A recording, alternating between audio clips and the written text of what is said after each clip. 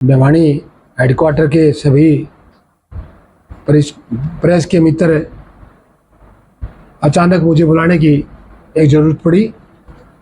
आपके समक्ष कुछ बात कहने के लिए मैं आया हूँ कि बड़े दुख और बड़े अफसोस के साथ आज हमें आपके सामने कहने का एक समय, ऐसा समय है, इलेक्शन का दौर है, विधानसभा हरियाणा की भंग हो चुकी, नॉमिनेशन के आखिरी तारीख जा चुकी और टिकटों का बंटवारा भी हो चुका। ये पार्टी का निर्णय है, कौन पार्टी किसको टिकट दे, किसको सही माने, वो पार्टी के नेतृत्व का अपना अधिकार है। मैं भी 24 साल से पिछले अपने भवानीखेड़ा इलाके में 59 विधानसभा भवानीखेड़ा में 3 बार एमएलए भी रहा, सीपीएस भी रहा और 2 इलेक्शन में हारा लोगों के बीच रहा हूँ। हमारे यहाँ कांग्रेस पार्टी के नेतृत्व ने 59 के अंदर जो विधानसभा है उसके अंदर प्रतिम नरवाल जी को टिकट दी है। ठीक है, निर्णय स्वीकार है, लेकिन कल जो हादसा हुआ, जो घटना घटी, उसके लिए मैं आपके समक्ष एक बात 2-4 रखने चाहूँगा कि जब नॉमिनेशन के लिए हमने सोचा कि हम भी क्यों ना नॉमिनेशन कर दें। इलाके के अंदर जाएंगे, इलाके के लोग अगर चाहेंगे तो हम अपना नॉमिनेशन रख लेंगे, अगर नहीं चाहेंगे तो मैं अपना नॉमिनेशन वापस कर लूँगा। जब मैं नॉमिनेशन भरने के लिए और नॉमिनेशन मैंने इसलिए नौबत क्यों आई, नॉमिनेशन की नौबत इसलिए आई कि भारी उम्मीदवार जो इलाके का नहीं, जिसने कोई अप्लाई नहीं किया भवानीखेड़ा के अंदर, सोनीपत ज़िले का और जो यूपी के अंदर रहता है, बताते हैं कि बड़े नेता के नज़दीक है कोई और वो वहाँ काम करता है, उसको टिकट दी। मुझे अफसोस और दुख के साथ कहना पड़ता है कि हमारे इलाके के अंदर 78 उम्मीदवार थे भवानीखेड़ा में, वो भिवानी जिला के थे, इर्द गिर्द के होंगे। 78 ने फीस भरी, जो पार्टी के नेतृत्व की जो फीस थी, जो फैसला था, वो सब ने फीस भरी। उसके बाद में सभी के लगभग इंटरव्यू हुए। अगर इनके ऊपर विचार ही नहीं किया तो क्यों तो इनको पार्टी ने धक्के खिलाए, क्यों पार्टी ने इनसे पैसे लिए, क्यों पार्टी ने इनके इंटरव्यू लिए। जब भारी उम्मीदवार को देना था तो पहले ही कह देते हमारे नेतृत्व ने कि हमारे यहाँ इस इलाके का कोई काबिल आदमी नहीं है, कोई काबिल बच्चा नहीं है, किसी ऐसी बिरादरी का, कोई जाति का। ये सरासर धोखा किया गया है भवानीखेड़ा और भिवानी जिले के लोगों के साथ। इसके लिए और इस आवाज़ को बुलंद करने के लिए मैंने निर्णय लिया कि हमें नॉमिनेशन करेंगे। नॉमिनेशन करने के बाद में जब मैं गेट से बाहर आया, कि सिक्योरिटी टाइट होती है, 5 ही लोग जा सकते हैं, जिसमें हम 5 लोग थे और मैं आगे था। मैं नॉमिनेशन करके जब गेट से बाहर आया तो वहाँ प्रदीप नरवाल जी के सैकड़ों की संख्या में लोग थे। वो जिंदाबाद के नारे लगा रहे थे, अपने उनका अधिकार है। मैं देखने के बाद में मेरे मुर्दाबाद के नारे लगाने शुरू कर दिए। मुझे कोई दिक्कत नहीं, जिंदाबाद मुर्दाबाद लगते रहते राजनीति में, हम लोग हैं। कोई जिंदाबाद भी कहेगा, कोई मुर्दाबाद भी कहेगा, मुझे कोई अफसोस नहीं है। जब मैं निकला गेट से बाहर तो कुछ लोगों ने आवाज़ लगाई कि रामकिशन फौजी कौन है। वो जानते नहीं थे मेरे को, वो बाहर के लोग थे। बोले ये है, बोला इसको बता देना हम यूपी के लोग हैं, बहुत बड़े गैंगस्टर हैं और हम प्रदीप नरवाल जी के साथ रहते हैं यूपी के अंदर, बहुत बाहर इलाके में। हमने बहुत लोगों को ऐसा को इलाज किया है और इसको मैं बोलता हूँ, ऐसी आवाज़ लगाई, या तो ये फार्म वापिस निकाल लो, नहीं तो तेरे परिवार को सबको खत्म करेंगे। जब मैंने ये बात सुनी तो मैं पीछे मुड़ा। फिर दूसरे और कहे कि दूसरा एक और है, हम सोनीपत के गैंगस्टर हैं, और वो कहने लगे कि हम ये लोग आए हुए हैं यहाँ उपस्थित है, तू बताना कहाँ रहता है, हम तेरे परिवार को तेरे को या तो फार्म निकाल लो या वापस कर देंगे। फिर मेरे पीछे मुड़ के मैंने हाथ छाती के अंदर मारा कि मैं भिवानी जिले का जो छोटी काशी है उसका एक छोटा सा बच्चा हूं। अगर मेरे साथ किसी ने ऐसी बात की तो मैं यही हूं और तुम कहोगे वहां बुला लेना। मैं डरने वाला नहीं हूं, मैंने नो वचन किया है। और इलाका चाहेगा तो मैं लड़ूंगा इलेक्शन, इलाका नहीं चाहेगा तो मैं नहीं लड़ूंगा। मैंने पत्रकार आज मैंने ये बात रखने के लिए, फिर उसके बाद मैं बाहर जब गाड़ी से मैं तो फिर आगे निकला, फिर उन्होंने पीछा करने की कोशिश की। फिर मैंने अपनी गाड़ियाँ, उन्होंने कहा तू रहता कहाँ, फिर मेरा घर यही है, कहीं आ जाना, लेकिन इलाके के अंदर जब जाएगा तो हम तेरे को वहाँ देखेंगे। तो ये भारी लोग थे, यूपी के थे। तो मेरा निवेदन है चुनाव आयोग से, हिंदुस्तान का चुनाव आयोग आदरणीय जो भी चीज़ें हमारे उसमें शामिल हैं उनसे, और पुलिस प्रशासन और हरियाणा का डीजी पुलिस कमिश्नर और जहाँ के जो एसपी साहब हैं, मैं उनसे मांग करता हूँ, मैं प्रार्थना करता हूँ भवानीखेड़ा का उम्मीदवार होने के नाते कि उन लोगों को पहचान के, वीडियो आए हुए हैं, हम बाहर के हैं, कोई बुलंदशहर का बता रहा है, कोई कहीं का बता रहा है, कल भी यही बात आई, उनको पहचान के जो मेरे को धमकी दी गई, मेरे परिवार को खत्म करने की जो बात करी है, उनको तुरंत उनके ऊपर यहाँ इलाके के अंदर आए हुए हैं, हर गाँव के अंदर मिलेंगे, उनको उनके पास अवैध हथियार है। मुझे आशंका है इस बात की, हमारे को वो कहीं खतरा है इस बात का, लेकिन मैं ऐसा फौजी इंसान हूँ, मैं डरने वाला नहीं हूँ। भिवानी जिले का मेरा खून है, मैं अपने जिले के अंदर मैं अपनी लड़ाई लड़ सकता हूँ। भवानीखेड़ा का मैं बेटा हूँ, मेरा गांव सिपर है, मैं विधानसभा मेरी भवानीखेड़ा है, तहसील मेरी भवानीखेड़ा है। मैं मेरे इलाके के लिए उन लोगों ने जो मेरे साथ कल जो धमकियाँ दी है, मैं प्रशासन से, चुनाव आयोग से मैं निवेदन करता हूँ और गुजारिश करता हूँ कि उन लोगों को तुरंत उनको पहचान की जाए और उनके जो इनके छापे मार के इनके ऑफिस है जो प्रदीप नरवाल जी के, जहाँ भी ये ठहरे हुए हैं या इलाके में जाके उनको गिरफ्तार किया जाए, ताकि कोई ऐसा, मेरी मांग है। और मैं चुनाव आयोग को भी शिकायत करूंगा, मैं डीजी पुलिस हरियाणा को भी शिकायत करूंगा और मैं एसपी भिवानी को भी शिकायत करूंगा कि मेरे साथ ये कल ये हुआ कि इसकी कार्रवाई की, इसलिए मैं आपके बीच में आया हूँ। ऐसे तो फिर तो हमारे को कोई घर से बाहर आज़ादी मिली है, जिन्होंने आज़ादी दिलाई है। मैं तो अपना सिर के ऊपर कफन बांध के अब बाहर निकलूंगा इलाके में, मैं जाऊंगा। अगर इनसे मैंने डरना, मैं कभी डरने वाला नहीं। ये इलाके के लोग फैसला करेंगे मेरे साथ ये क्यों किया, कैसे किया, ये मेरे साथ जाति क्यों की। टिकट का अधिकार पार्टी का है, लेकिन ये जो बात करना, ऐसी धमकियां देना, ये ऐसा हो नहीं सकता। लेकिन मैं इसकी लड़ाई कल से, मैं महापंचायत बुलाई है, कार्यकर्ता मीटिंग बुलाई है, मैं कफन पहन के मेरे 5.25 मीटर का मेरे शरीर पर लेके जाऊंगा और मैं कह दूंगा कि मेरे को ये हुआ, इसको मेरे न्याय चाहिए, जनता की अदालत में जाऊंगा। तो मैं प्रेस के भाइयों से और आपसे मैं ये बात कहना चाहता हूँ, मैं एक प्रेस का नोट भी आज, और दूसरा जो धमकी दी उसने कि यहाँ कोई प्रदीप नरवाल का जो गांव है सोनीपत जिले में, एक गांव में रहते हैं प्रदीप नरवाल के चचेरे भाई। आज के दिन वो डीसी भिवानी दादरी और कुछ दिन पहले एडीसी भिवानी रहे हैं, पर उन्होंने फिर धमकी दी कि हमारा बहुत बड़ा आईएएस अफसर लोबी में प्रदीप नरवाल जी का बरदनल्ला है, उसका भाई है, उसके भाई का उसको कह के इसके फॉर्म भी कैंसिल करवाएंगे और हम इसके पूरी कार्रवाई करवाएंगे। और जो हमारा डीसी जो भिवानी के अंदर जो है, वो सारे के सारा जो कार्रवाई कर रहा है, डीसी भिवानी को मैं कंप्लेंट करूंगा। जो दादरी के अंदर जो डिप्टी कमिश्नर है नरवाल जी, वो इसका ब्रदर है, उसको तुरंत चुनाव आयोग से मांग करूंगा कि उसको हटाया जाए और उसका कैंपस और जो उसका ऑफिस है उसकी सारे की सारी चुनाव आयोग उसकी जो सील जो है, उसके मोबाइल नंबर और उसके सील करे, इसको पता लग जाएगा ये गैंगस्टर वो लेके आता है, उसको भाई लेके आया। ये चुनाव आयोग में अधिकारी, कर्मचारी, दादरी जिले के सरपंच, यहाँ पे भिवानी जिले में एडीसी रहा है, लोगों पर दबाव डाल रहा है कि प्रदीप नरवाल को वोट डालो।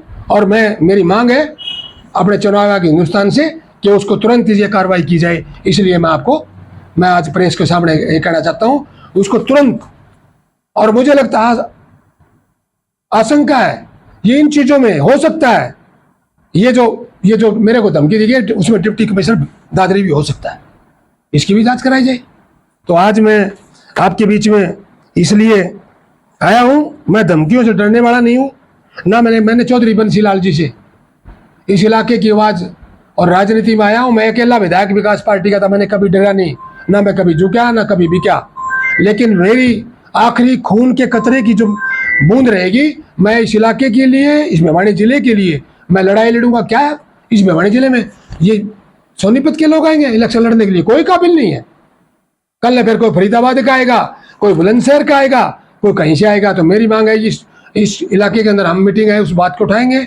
आज मैं आपसे निवेदन करता हूं कि इस बात को मेरी चुनाव आयोग तक और पूरे इलाके के अंदर जो मेरे साथ जो हादसा हुआ है, मैंने उन धमकियों के लिए मैंने यहाँ भी छाती मार लगाया, मारो गोली मेरी, और कल से मैं कपड़े निकाल दूंगा, मैं कपल लेके बाहर निकलूंगा कि मारे गोली। प्रदीप नरवाल के गुंडे जो आए हैं, बुलंदशहर के हो कहीं के भी हो, तो इसलिए मैं आपके बीच में आज मैं इलेक्शन अगर जनता चाहेगी तो लड़ूंगा, अगर जनता नहीं चाहेगी तो मैं नहीं लड़ूंगा। उसके से मेरे भाई हैं, और अगर मेरी कोई बात में शक हो तो मेरी चुनाव आयोग से मांगे उसकी फोन की डिटेल निकाली जाए। सैकड़ों बार उनकी बात हो रही है, या वीडियो कॉल के द्वारा, दूसरी कोई और जो सुविधा होती है उनके द्वारा, और फोन के द्वारा। अगर उसने अपना ऑफिस के अंदर लोग बिठा रखे बवानी खेड़ा के लिए, उनको नहीं, अगर वो शामिल नहीं हो तो मैं उस हर जो सजा मिले मैं तैयार हूँ। देखिए, इसका जो रिकॉर्ड पीछे से आया है, रात को 11:30 बजे मैं सोया हुआ था, कोई यूपी से फोन आया है, खुद बोला इससे प्रदीप नरवाल से बच के रहना, इसके पास वो फोन नंबर दूंगा मैं आपको, बहुत शायद वो फोन नंबर होगा आपके पास, वो फोन नंबर दूंगा, ये गुंडे रखता है। यहाँ भी बहुत लोगों का जो इसके एंटी जो लड़ते हैं उनको नुकसान, उनकी हत्या कराई इस आदमी ने। और वो एक लड़की भी उसमें नाम बताया गया, जो उसका फोन आया है रात को, मैं जानता नहीं ना पहचानता, वो नंबर है, आप पता कर लेना उस फोन नंबर से। मैं उससे मेरे को ना जानता था ना मैं पहचानता हूँ, ना मेरे कभी वास्ता है। ये यहाँ यूपी के अंदर भी इसने ऐसे आतंक मचा रखा है। हम बवानी खेड़ा और जिला भिवानी के अंदर बिल्कुल भी ऐसे आतंक नहीं मचाने देंगे, और मैं इस बात का, मेरी लड़ाई है, मैं लड़ाई मेरी जारी रहेगी। इसलिए देरी मैंने की कि प्रेस के सामने मैं अपनी बात करूँ, पहले चुनाव आयोग तक मैं बात करूँ अपनी बात। मैं फार्म भरने के बाद मैं यहाँ आया, और इसलिए हमने अपनी बात करने के लिए हमने पता करा वहाँ, ये लोग अपने से नहीं थे, कोई इलाके को बाईचान उनको कहें, ये जब पता करा गया, जब सारी चीजें हमने उनकी वीडियो कॉल तसल्ली कराने में, जब वीडियो आए उनके, मैं बुलंदशहर का हूँ, फलाना हूँ, तो वो जब चेहरे सामने आएंगे वे लोग, मैं बता भी दूंगा। जब मैं अगर कहीं इतना जिम्मेवार आदमी, मैं पहचान तो इसलिए नहीं पाऊंगा क्योंकि मैं आगे मेरा मुंह था, वो पीछे से कह रहे थे, लेकिन जब मैं मुड़ा हूं, जब भीड़ ज्यादा थी, मैं पहचान नहीं पाया। लेकिन कुछ अगर सामने यूपी के जो लोग वीडियो आई है वो सामने आएगा तो मैं बता भी दूंगा, क्योंकि मैं किसी के, मैं जिम्मेवार लोग आदमी, मैं कितनी बार मैं जनता का सेवा करने वाला हूँ, मैं किसी के गलत इलेक्शन के टाइम में मैं गलत लेके सलाह दी तो बहुत बड़ा ये अपराध है। जब तक जिम्मेवारी के साथ जिम्मेवार बात करने के लिए, मैं जब प्रेस के सामने बात आज करने के लिए आया हूँ, और मुझे रात नींद नहीं आई, मेरे परिवार सारा सोया नहीं, अब मैं तो बड़े बड़े ताना सोया सुन रहा हूँ। आप कोई कांग्रेस के जो लोग हैं उनको भी आपने क्या, देखिए लोकतांत्रिक पार्टी ने इस तरह के नहीं, वो अपना बयान देंगे, मैंने प्रेस के सामने कह दिया, अगर वो सहमत है ना सहमत है, मैंने मेरी बात रखी है। कोई सारी पार्टियां हिंदुस्तान की, हरियाणा की कोई पार्टी, हमारा विवाद, हमारा मतभेद हो सकते हैं, लेकिन इन चीजों के लिए तो हम सब एक है। छोटी मोटी राजनीति है, वो आपकी वोट मांग रहे हैं, अगर मेरी बात रखी है, अगर उनसे पूछना कि भोजी ये बात कही है, सही मेरी पे सहमत है। इस प्रकार की बात, देखिए, मैं नरवाल को ना, मैं नरवाल को कभी मैं मेरा उससे बात हुई ना, मारा हमेशा हुआ, मैं तो फार्म भर के अपना बाहर रहता। जब उसकी भीड़ थी, वो डीसी ऑफिस में, एडीसी ऑफिस में था, मैं भर के अपना निकल के आ गया।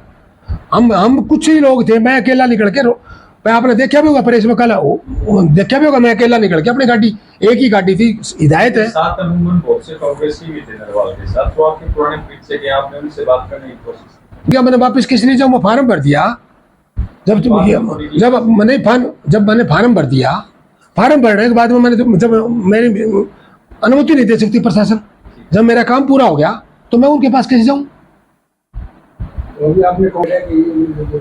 किस चीज की? मेरे पास क्या पद है? इस्तीफा दूंगा मैं तो आम कार्यकर्ता हूँ, आम कार्यकर्ता हूँ। पहले वाले बात गई सरदार जी। अभी तक कांग्रेस की आपको 20 दिन पहले भूपेंद्र जी जब कांग्रेस के मेंबर थे, सदस्य तो आपने कांग्रेस के, देखो वो उनका क्या रहा, क्या मजबूरी रही वो जाने, और जिसके पास रहते हैं थपकियां मारते ही हैं, लेकिन मैं थपकियों से नहीं मानता, मैं तो काम पे मानता हूँ। थपकियां तो, झूठी थपकियां तो बहुत मारते थे, विकास बीजेपी ने कुछ नहीं किया, थपकियां मारी है, 10 साल में सत्यानाश कर दिया हरियाणा का। हमारा जो विधायक था, मंत्री था बवानी खेड़ा में, कहीं गाँव में किसी पाल पे भी नहीं गया, मैंने मेरी जिंदगी लगा रखी इस इलाके के लोगों के लिए। मैं किसी की बहन भी अगर किसी 100 कोस दूर में किसी का नुकसान हुआ ना, डेथ हुई, मैं उसके घर पे फिर भी गया हूँ। तो मैंने कभी थपकियाँ नहीं मारी, मैंने अपना काम किया। और थपकी मारने वाले तो आए वो चले जाएंगे। तो मेरा तो काम ये है, मैं इलाके का दुख सुख का साथी हूँ, मेरा इलाका है, मैं इस इलाके के हारूँ जीतूँ इस बात की नहीं। और हमारा इलाके की लड़ाई इलाके के लोग चाहेंगे। ये वोट ऊपर वालों के नहीं है, ऊपर वाले नेता जो दिल्ली में बैठे उनके नहीं है, वोट तो लोगों के हैं। वोट तो लोग डालेंगे करेगा। आज इलाके के अंदर सहानुभूति भी है और मेरे साथ जो अन्याय हुआ है, ये नहीं, इलाके के अंदर कोई जब किसी के साथ अन्याय होता है तो लोग उसके साथ लगते हैं। मेरा एक आपसे एक क्वेश्चन है, आप भिवानी में रहते हो, आपका वार्ड नंबर कितना है? 4। मेरा वार्ड नंबर 9 है। मैं 9 नंबर का वार्ड नंबर 4 में जाऊंगा तो आप क्या कहोगे?